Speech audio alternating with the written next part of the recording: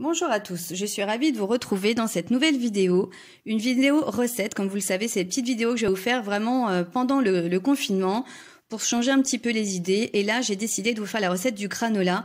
Après le porridge, c'était inévitable, je devais vous faire la recette du granola. Alors, pour les ingrédients, dans un premier temps, des flocons d'avoine. Ensuite, des fruits secs. Alors, les quantités seront mises en barre d'infos, il n'y a pas de souci. Là, je vous montre juste les ingrédients. Là, moi, j'ai décidé de mettre des noix et des noix de pécan. Mais après, vous mettez vraiment les fruits secs qui vous convient et surtout qui vous plaît. Mais vous pouvez vraiment mettre ce que vous voulez. De la coco, des noisettes, des amandes, etc., etc. La liste est longue. Donc, faites-vous plaisir. Moi, je rajoute également quelques graines de chia aussi. Très, très bon. En ce qui concerne la matière grasse, moi j'utilise de l'huile de coco que j'ai fait fondre au préalable. Là, il y en a 2 grosses cuillères à soupe et du miel pour sucrer. Voilà, très très simple. En ce qui concerne les fruits secs, je les ai préalablement mixés, mais grossièrement, parce que voilà, j'aime pas quand c'est de la poudre, j'aime bien quand ça garde encore, quand il y a encore des morceaux et avoir ce côté croquant.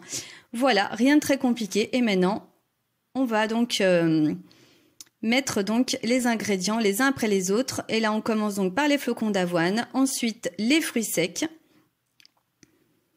Donc, vous mélangez déjà dans un premier temps les deux ingrédients.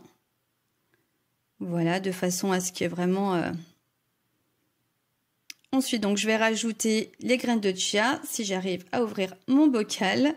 Alors voilà, je saupoudre un petit peu. Et c'est vrai que les graines de chia, c'est très très bon pour la santé. Vous pouvez d'ailleurs en mettre un petit peu partout dans vos plats. Faites-vous plaisir. Voilà, et on brasse à chaque fois. Ensuite, donc, on rajoute l'huile de coco. Comme je vous disais que j'ai fait fondre avant, c'est quand même beaucoup plus simple. Et c'est donc ce qui va vous permettre de lier un petit peu votre préparation. Et pour finir, je rajoute un petit peu... Enfin, un petit peu beaucoup. Dans la logique des choses, je crois que sur la recette, il y a 2 cuillères à soupe. Mais comme vous pouvez le constater, j'ai été un petit peu plus généreuse. Et vous, que voulez-vous quand on est gourmand? On ne se refait pas. Et donc là, vous brassez bien correctement pour bien lier tous vos ingrédients, comme je vous l'avais déjà dit. Et voilà, la recette est terminée. Il n'y a plus qu'à ranger. Recette très très facile, comme je les aime, saine et simple. Voilà, moi c'est les 2 mots que je préfère dans la cuisine. Et en plus, c'est super bon. Alors vous étalez votre préparation sur votre plaque de four sur laquelle vous avez donc mis un papier cuisson. C'est quand même plus simple. Et vous étalez bien correctement de façon à ce qu'il y ait la même épaisseur à peu près partout. Hein. On n'est pas là pour mesurer, bien sûr, mais de façon à ce qu'elle soit bien étalée, de façon à ce qu'elle cuise correctement. Voilà, on étale bien, on n'en perd pas une miette non plus, faut pas déconner, c'est trop bon je crois de toute façon. Et ensuite, on va mettre la plaque directement au four. Et en ce qui concerne la cuisson, 3 fois 10 minutes à 180 degrés. Et à chaque fois, vous sortez votre plaque et vous mélangez votre préparation de façon à ce que, voilà, mettre le dessous dessus, de façon à ce que ça cuise bien de partout. Et voilà, rien de très compliqué. Et c'est parti pour la première partie des 10 minutes. Et là, donc, vous avez au bout de la fin de la cuisson une plaque de granola absolument délicieuse, bien dorée et parfaite. En ce qui concerne la conservation, pardon, je vais pas y arriver. Moi, j'utilise des bocaux, c'est beaucoup plus simple et ça se conserve très très bien. Et là, comme vous pouvez le voir, j'en ai quand même deux assez gros en quantité et au niveau conservation, c'est top.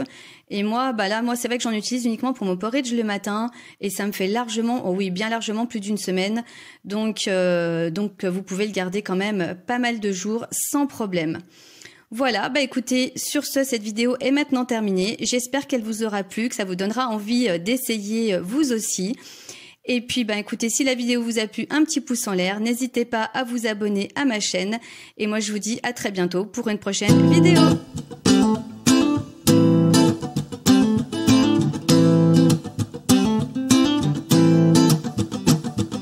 Life's a foolish game. Do you ever feel the same? Well, maybe we could change, turn the ship another way. Feel it in the darkness, sailing sailing right into those jagged cliffs. Yeah. Some say we've always been insane. Hey, life's a foolish game. Simple equation, running closed system.